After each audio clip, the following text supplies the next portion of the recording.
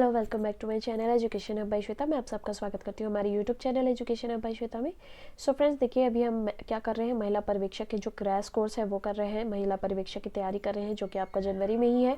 ठीक है, तो बिल्कुल इधर उधर ध्यान मत कीजिए, आप लोग बिल्कुल एकदम फोकस कीजिए अपनी स्टडी में। तो हम क्या कर रहे हैं यहाँ पे, पोषक एवं स्वास्थ्य संबंधी जानकारी भाग 1, ठीक है, जो कि हमारा भाग 1 है, चैप्टर 2 है ये आप लोगों का, और पार्ट 2 भी है। ठीक है, तो देखिए फर्स्ट हम क्या करेंगे, जो हमारा शॉर्ट थ्योरी है वो हम समझेंगे, फिर उससे रिलेटेड जो हम है कुछ क्वेश्चंस करेंगे। ठीक है, तो पहले जो हमारा थ्योरी है वो कर लेते हैं बिल्कुल शॉर्ट फॉर्म में आप लोगों को, और मोस्ट जो उसमें आईएमपी टॉपिक्स है वही मैं क्लियर करूँगी। ठीक है, चलिए तो देखिए ये रहा हमारा जो चैप्टर 2 है, पोषण एवं स्वास्थ्य संबंधी जानकारी। तो चलिए स्टार्ट करते हैं। फर्स्टली यहाँ पे आपको देखिए भूमिका दिया हुआ है, तो भूमिका मैं आप लोगों को शॉर्ट में समझा देती हूँ। ठीक है, तो देखिए आपका जो ये पोषण की आवश्यकता में ये जो आपकी भूमिका दी गई है, ये बोल रहा है कि आपके जो अच्छा पोषण है वो अस्तित्व और स्वास्थ्य और विकास के लिए आधारशिला है। और विश्व स्तर पर बच्चे की जो मौत का 1/3 से अधिक कुपोषण के कारण ही क्या होते हैं, मर रहे हैं बच्चे। भोजन के लिए चावल, मक्का, गेहूं, तेल, चीनी और नमक जैसी बुनियादी आवश्यकताओं की वस्तुओं की कीमतें आसमान छू रही है, जिसके कारण क्या हो रहा है, दुनिया के गरीब लाखों बच्चे जो क्या हो रहे हैं, कुपोषण एवं भुखमरी के शिकार हो रहे हैं। अब इनकी कमी से अक्सर जो शारीरिक और मानसिक विकास अवरुद्ध हो जाता है। ठीक है, और स्तनपान बच्चों को गैर स्तनपान बच्चों की तुलना में शुरुआती महीने में जीवित रहने के लिए कम से कम 6 बार बड़ा मौका मिलता है। ठीक है, अब देखिए, अब एक विशेष सर्वे से क्या हुआ है, ये पता चला है कि आपका जो स्तनपान करने वाले बच्चे से जो गैर स्तनपान करने वाले बच्चे हैं उनकी संख्या क्या है, ज़्यादा है मरने की। उसमें देखिए यहाँ पे साफ आपको दिया हुआ है, मैं आप लोगों को बता दे रही हूँ। यहाँ पे देखिए संयुक्त राज्य अमेरिका में पोस्ट में क्या लिखा है कि नवजात मृत्यु दर के हाल के अध्ययन में पता चला है कि जो गैर स्तनपान शिशुओं के मृत्यु दर 25% की वृद्धि पाया गया है। जो गैर स्तनपान मतलब कि जो नॉन फीडिंग जो चाइल्ड हैं, जो फीडिंग नहीं करते हैं, उनकी जो मरने की जो मृत्यु दर है उनमें क्या वृद्धि पाई गई है, 25% की वृद्धि पाई है। वहीं ब्रिटेन मिलेनियम पल्टन सर्वेक्षण में विशेष रूप से स्तनपान के 6 महीने के दस्त के लिए अस्पताल में दाखिल जो बच्चे हैं उनमें 53% की कमी और श्वसन तंत्र के संक्रमण में 27% की कमी के साथ जुड़े हुए बच्चे पाए गए हैं। ठीक है, अब वही बोल रहा है विकासशील दुनिया में उम्र के जो 6 महीने में से भी कम के बच्चे की केवल 29% विशेष रूप से स्तनपान कर रहे और सिर्फ 58 से 20 और 23 माह के बच्चों का प्रतिशत इसमें पाया गया है। ठीक है, तो देखिए यहाँ पे ज़्यादातर बच्चे यहाँ पे बताए जा रहे हैं कि जो स्तनपान के जो बच्चे हैं, वो जो बच्चे स्तनपान कर रहे हैं वो उनके लिए ज़्यादा लाभकारी रहता है। ठीक है, उनको ना कुपोषण के शिकार का ज़्यादा नहीं पाया जा रहा है लक्षण, और जो बच्चे स्तनपान नहीं कर रहे हैं उनमें वो कुपोषण के ज़्यादा शिकार पाए जा रहे हैं। और साथ ही देखिए बोल रहा है कि जो देशों में वही आपका देखिए बोल रहा है कि देशों की बढ़ती जनसंख्या 25 देश में दस्त, निमोनिया, मलेरिया के साथ जुड़े जो बच्चों की मौत है वो एक मुख्य कारण के रूप में पाया गया है।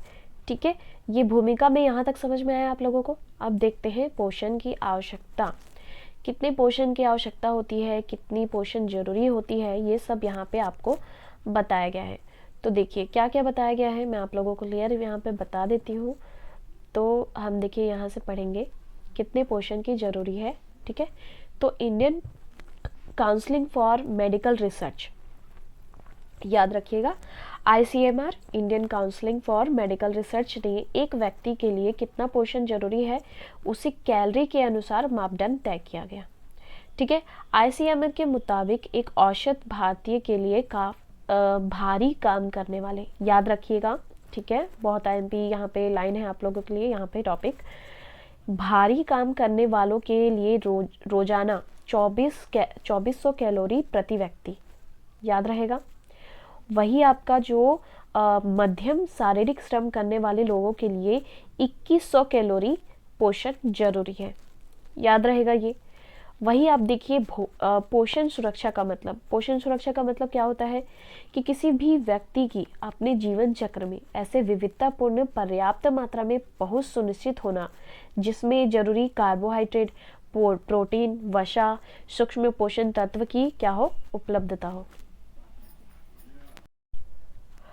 और उपलब्धता हो और इन तत्वों की आपूर्ति अलग अलग तरह से अनाजों, दालों, तेल, दूध, अंडे, ठीक है, दूध, अंडे, सब्जियां, फल, इन सब चीज़ों को खाकर होती है।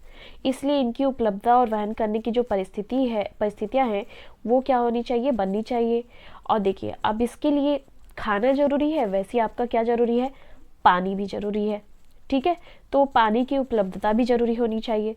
तो ये यहाँ पे रिसर्च के अनुसार ये सब बताया गया है कि जो पोषण का सुरक्षा का मतलब क्या है कि एक ये प्रोवाइड करवाना कि जो एक इंसान है उसको जरूरी कार्बोहाइड्रेट, प्रोटीन, वसा, सूक्ष्म पोषण तत्व की क्या हो, उपलब्धता हो, ठीक है। अब उस वो किसकी किन किन चीज़ों से मिलती है, तो अनाज से मिलती है, दाल से मिलती है, तेल से मिलती है, दूध, अंडे, सब्जियां, फलों, ये सब चीज़ों से मिलती है।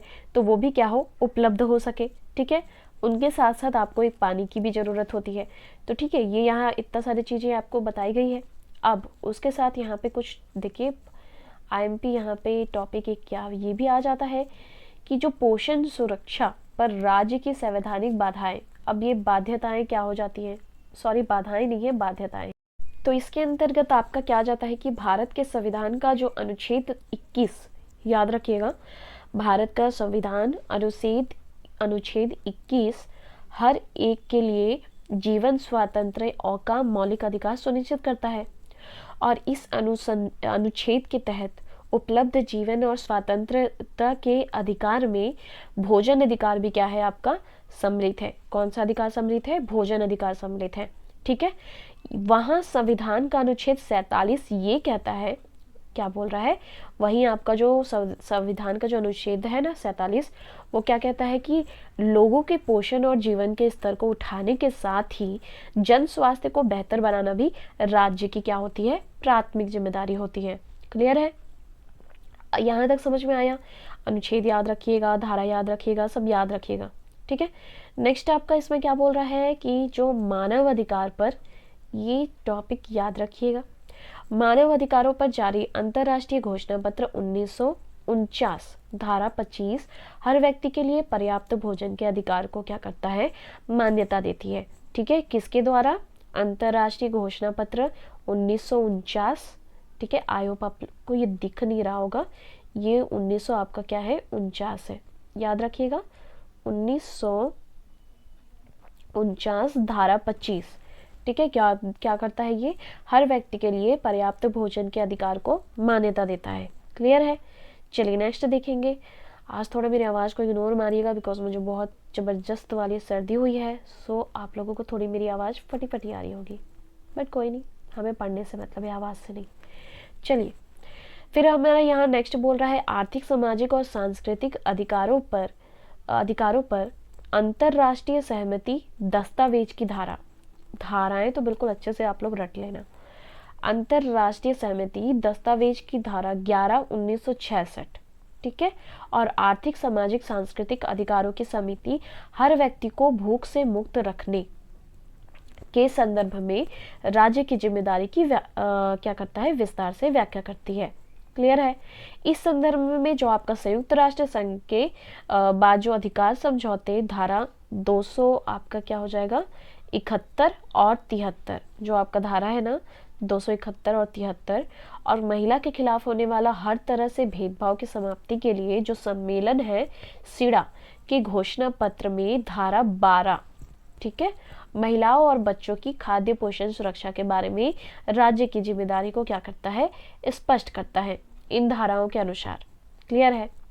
नेक्स्ट आपका दिया हुआ है कि राज्य सार्वजनिक वितरण प्रणाली के जरिए कमजोर वर्ग के लोगों को सस्ती दरों पर खाद्यान्न उपलब्ध कराता है, और इसके साथ आईसीडीएस और मिड डे मील के जरिए क्या होता है, बच्चों को सुरक्षा प्रदान की जाती है। क्लियर है। अब देखिए यहाँ पे एक जो आपका इम्पॉर्टेंट जो लाइन है वो यहाँ पे आपको देखने वाला है कि छत्तीसगढ़ में अलग अलग समुदाय अपनी संस्कृति के साथ क्या करती हैं, विविधता के साथ बसर करते हैं। अब ठीक है, कामोबेश पोषण के नज़रिए से, कमोबेश जो आपका पोषण है उसके नज़रिए से भी देखें तो छत्तीसगढ़ में बहुत विविधता पाई जाती है। इसके बावजूद इस प्रदेश में स्वास्थ्य मानकों के नज़रिए से स्वास्थ्य की तस्वीर बहुत अच्छी नहीं है। ठीक है, खासकर बच्चों के संदर्भ में देखें तो 60%, याद रहेगा 60% कुपोषण का शिकार यहीं पे पाया गया है। क्लियर है? ठीक है, अब देखिए बच्चों में जो पोषण का महत्व है वो कितना है, तो आप लोगों को यहाँ से पता चल जाएगा। देखिए यहाँ पे बोल रहा है बच्चों में जो क्या होती है, पोषण की बढ़त अच्छी होती है तो उनका दिमाग का विकास भी बहुत अच्छा होता है। ठीक है, और उनको जैसे सही पोषण मिले ना तो उससे बीमारियों की लड़ने की शक्ति भी बहुत ज़्यादा होती है उसमें।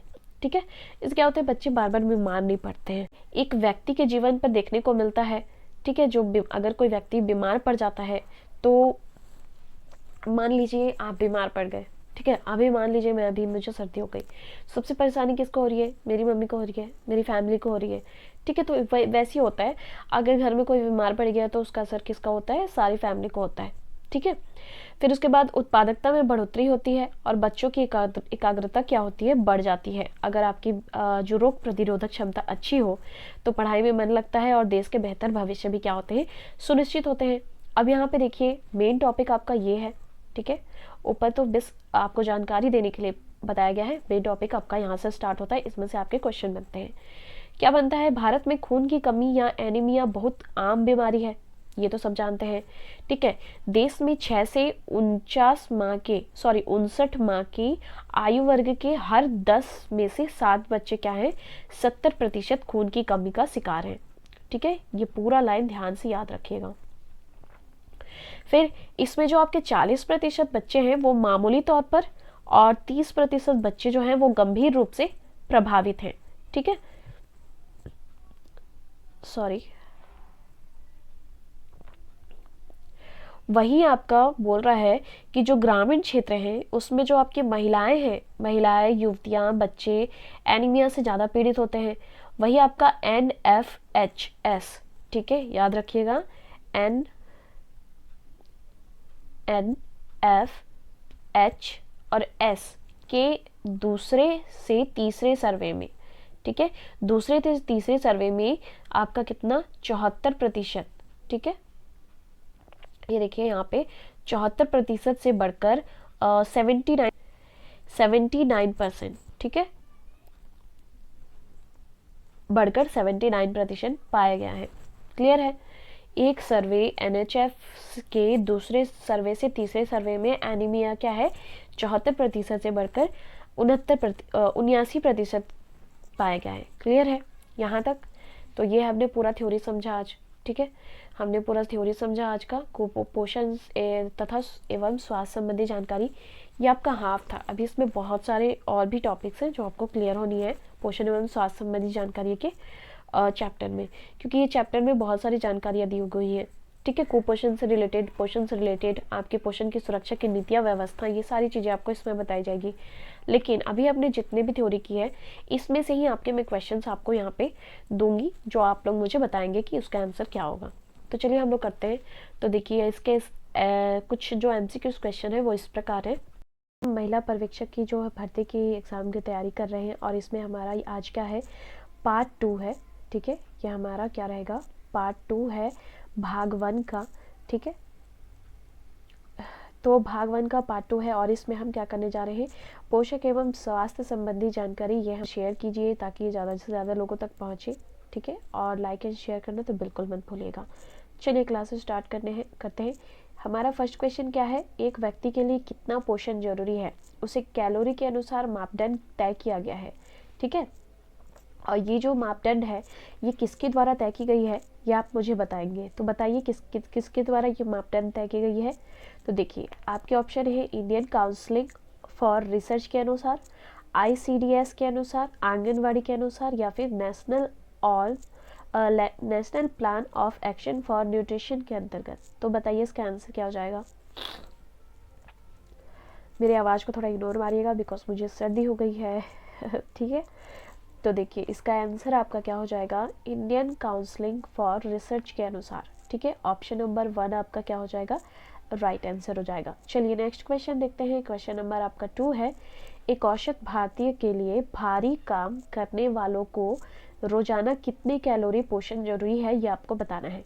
ठीक है, देखिए ICMR मतलब Indian counselling for medical research के अनुसार एक औसत जो भारतीय है, ठीक है, जो भारी काम करने वाले हैं, ठीक है, रोजाना जो भारी काम करने वाले औसत जो भारतीय हैं, उन्हें कितने कैलोरी पोषण की जरूरत होती है, ये यहाँ पे आपको बतानी है। तो जल्दी से बताइए क्या हो जाएगा इसका राइट आंसर।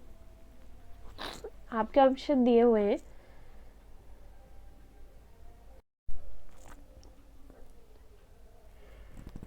देखिए आपका ऑप्शन दिया हुआ है 2500 कैलोरी प्रति व्यक्ति, 2300 कैलोरी प्रति व्यक्ति, और आपका 2400 कैलोरी प्रति व्यक्ति, और नेक्स्ट आपका दिया हुआ 2100 कैलोरी प्रति व्यक्ति। तो बताइए एक औसत भारतीय के लिए भारी काम करने वालों को रोजाना कितने कैलोरी पोषण की जरूरत होती है। तो कितने कैलोरी पोषण की जरूरत होती है, तो देखिए इसके अनुसार आपका आंसर हो जाएगा 24 कैलोरी प्रति व्यक्ति। ठीक है, ICMR के मुताबिक एक औसत भारतीय के लिए भारी काम करने वालों के लिए, ठीक है, रोजाना 2400 कैलोरी प्रति व्यक्ति, और जो मध्यम जो शारीरिक श्रम करने वाले लोग होते हैं उनके लिए 2100 कैलोरी, ठीक है, 2100 कैलोरी पोषण की जरूरत होती है। ठीक है, उनके लिए ये क्या होती है, जरूरी होती है।